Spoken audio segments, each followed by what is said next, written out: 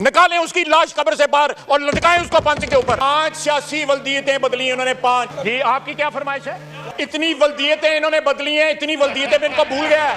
अस्सलाम वालेकुम नाज़रीन किराम, पहले आप ये वीडियो देखिए फिर इस पर डिटेल में बात करते हैं। तशरीफ रखे। देखिए आप लोग, जब आप उमर साहब, आपने जब तकरीर की कोई बीच में नहीं बोला, आपने तकरीर की कोई बीच में नहीं बोला, इस तरह तो फिर आप लोगों की तकरीर हो ही नहीं सकेगी। आपकी तकरीर में कोई नहीं बोला था, अभी जरा लगी रही ना मर्चे आपकी तकरीर में कोई नहीं बोला था। प्लीज तशरीफ रखें, तशरीफ रखें सर। अभी तो इतना सा हुआ है, अभी तो इतना है, अभी तो पूरी रात बाकी है, अभी तो इब्तिदा हुई है। जी जी जी जी उमर साहब डिबेट ही नहीं हो सकेगी। नुकसान आप लोगों का, डिबेट नहीं हो सकेगी। आपको एक प्लेटफॉर्म मिला है, वो आपको नहीं मिलेगा फिर। बिल्कुल होती है। वो भी सबसे पहले जो है अयूब खान ने वायलेट की, कुरान पे ओथ ली, हल्फ लिया, सब्ज लाली परचम पे हल्फ लिया, इक्तदार के लिए इस मुल्क की तारीख का धारा बदल दिया। 1958 अक्टूबर से लेके आज 2024 आ गया है, पाकिस्तान संभल नहीं पाया जनाब स्पीकर। आज भी कदम उखड़े हुए हैं पाकिस्तान के, सिर्फ इसलिए कि अयूब खान ने एक जमहूरी हुकूमत का तख्ता उल्टा था।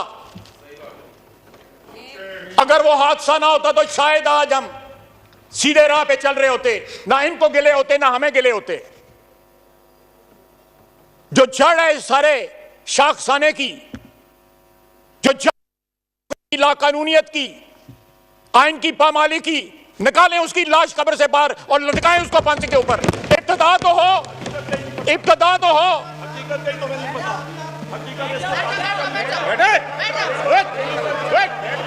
जी आप बात कीजिए, बात कीजिए।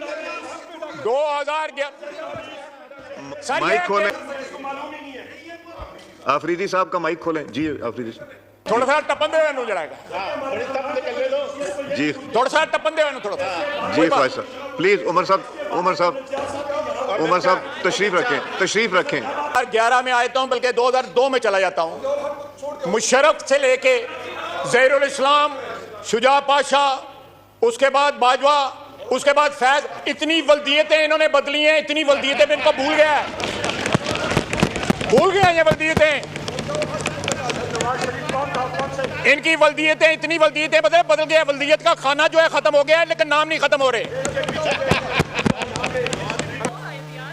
अब लंदन प्लान जो है, अमेरिकी बयानिया की जगह अब लंदन प्लान आ गया।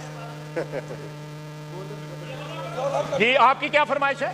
5 सियासी वल्दियतें बदली उन्होंने 5, लेकिन हर दफा वर्दी वाला वालिद बनाया। सियासी वालिद, मैं वल्दियत को एक्सपंज कर रहा हूं, सियासी वालिद कह रहा हूं। देखें जनाब स्पीकर, मैं बिल्कुल सही कह रहे हैं ये, लेकिन फ्रंट बेंच पे इस वक्त भी लोग बैठे हैं जो मजलिस शूरा में भी थे, जनरल ज़िया के साथ भी थे, फ्रंट बेंच पे बैठे हुए। जरा अपने इर्द गिर्द देखें। हमें क्यों देखते हो? हम तो मानते हैं हम जनरल ज़िया के साथ थे, हमने इस फ्लोर के ऊपर माफी मांगी हुई है उस चीज की। ये लोग जो इधर बैठे हुए हैं नवाज शरीफ के साथ थे, जनरल ज़िया के साथ थे, उनको याद नहीं है कि कहां थे ये। बिल्कुल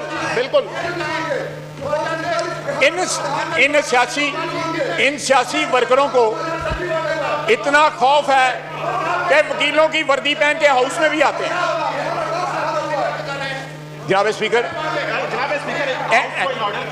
इस तरह ही चलेगा या फिर ये तकरीर करेंगे तो हम करेंगे? अगर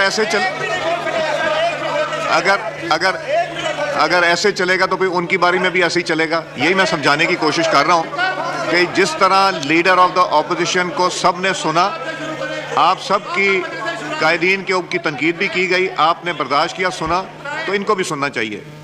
नहीं, पॉइंट ऑफ ऑर्डर नहीं मिलेगा। नहीं, आपको नहीं, माइक मैंने दिया हुआ है। नहीं, आपकी जब तकरीर की बारी आएगी तब बोलेंगे, अदरवाइज नहीं बोलेंगे। जनाब स्पीकर, एक लफ्ज मैंने एक्सपंज भी किए लीडर ऑफ अपोजिशन की तकरीर में, तो ये भी टॉपिक पे बात कर, जो उन्होंने ओथ की बात की थी उसका वो जवाब दे रहे हैं। नहीं, जब बारी आएगी तब बात कीजिएगा ना। दो जी ख्वाहिश साहब, आप बात कीजिए, बात कीजिए, बात कीजिए। गौर साहब, आपको माइक नहीं मिलेगा, नहीं मिलेगा माइक। मैंने दिया हुआ पार्लियामेंट्री लीडर को माइक दिया हुआ नहीं, नहीं मैंने। देखें, मेरी बात सुने, क्या मैंने उमर अयूब साहब का वर्ड एक्सपंज किया?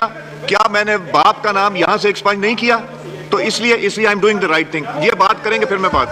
सर, मैंने सियासी बात, मैं चाहता हूं ये डिबेट हो, मैं चाहता हूं ये डिबेट हो। क्या लीडर ऑफ द ऑपोजिशन जब बात कर रहे थे इधर से बात हुई थी? अब ये जब बात कर रहे हैं तो इधर भी बात नहीं होनी चाहिए। जी एक सेकंड ख्वाहिश साहब। जी गौर साहब फरमाइए। गौर साहब। जनाबी स्पीकर जी, जनाबी स्पीकर, जनाबी स्पीकर, थैंक यू। नहीं, कोई प्रेशर नहीं, मेरे ऊपर कोई प्रेशर नहीं। नहीं जी जनाबी स्पीकर जी, बात ये, मैं हमेशा मुख्तसर एक हूँ, खिचौड़े आप नहीं करते हैं? जनाबी स्पीकर देखे, चले ख्वाजा आसिफ साहब, देख ख्वाजा आसिफ साहब, नहीं इनको बात करने दी, तो उन्होंने बात शुरू की, उनको बात करने दी। जी जाती है, मैं I take an exception to that. जी बात कीजिए, बात कीजिए, बात कीजिए ख्वाजा साहब, बात कीजिए। आपने कोई नाम नहीं लिया, वो आपसे चुप नहीं हो रहे। आपने कोई नाम नहीं लिया, आप बात कीजिए। नहीं, कोई पॉइंट ऑफ ऑर्डर नहीं, मैंने एक माइक दिया हुआ है। स्पीकर, ये एक तरफा आप रिस्पेक्ट करवाना चाहते हैं अपनी चेयर का सिर्फ। आप बात कीजिए। आप चाहते हैं कि मैं बोलूं? जी बिल्कुल, आप बात कीजिए।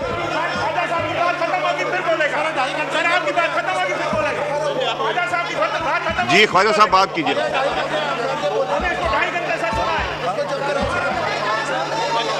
ख्वाजा साहब आपका माइक ऑन है। हाउस इन ऑर्डर करवाएं, ये आपकी ड्यूटी है। जी काइंडली तशरीफ रखें, नहीं तो फिर। नाज़रीन कराम, आपने वीडियो देखी उमर अयूब और ख्वाजा आसिफ के दरमियान शदीद किस्म की लड़ाई। एक दूसरे को इतनी गालियां दी कि असम्बली की तारीख में इससे पहले इतनी गालियां किसी ने नहीं दी। आपने सुना कि ख्वाजा आसिफ ने वाज़ेह तौर पर असम्बली के फ्लोर पर कहा कि इसने अपनी 5 वल्दीतें बदली, मतलब 5 बाप बदले। जब उमर अयूब ने वहाँ से क्रॉस टॉक करना चाहिए तो स्पीकर ने उनको रोक दिया और कहा कि ये जो वल्दियत का अल्फाज है इसको मैं एक्सपांड कर लेता हूँ। नाज़रीन कराम, ये हालात हैं आजकल हमारी असम्बली के, जहाँ पर बैठने वाले लोग हमारे लिए कानून बनाते हैं, हमारे लिए आइनी तरमीमें करते हैं। तो क्या ये इन लोगों को इस तरह की गुफ्तगू असम्बली के फ्लोर पर क्या इनको सूट करती है? क्या ये पाकिस्तानी अवाम की नुमाइंदगी हो रही है? क्या पूरी दुनिया इस चीज़ इन सब को नहीं देख रही है कि पाकिस्तान की नेशनल असम्बली के अंदर ये सब क्या हो रहा है? तो मेरे ख्याल से इन चीज़ों से ख़ुद को रोकना चाहिए और एक मुहज़्ज़ब तरीके से अगर आप किसी पर तनकीद भी करना चाहते हैं तो वो तामीरी तनकीद होनी चाहिए, ना कि उसकी ज़ातियात पर उतर आएँ, आप उसको गालम गलोच करने लग जाएँ। दूसरी जानब से भी कहा गया कि ये इसका बाप मिरासी है, काले मुंह वाला, ये वाले अल्फाज मेरे ख्याल से रिपीट नहीं करने चाहिए। बहरहाल ये सब कुछ हुआ। नाज़रीन कराम, ये थी आज की हमारी वीडियो। चैनल पर जो नए चैनल को सब्सक्राइब कर लेंगे। वीडियो तक के लिए अल्लाह हाफ़िज़।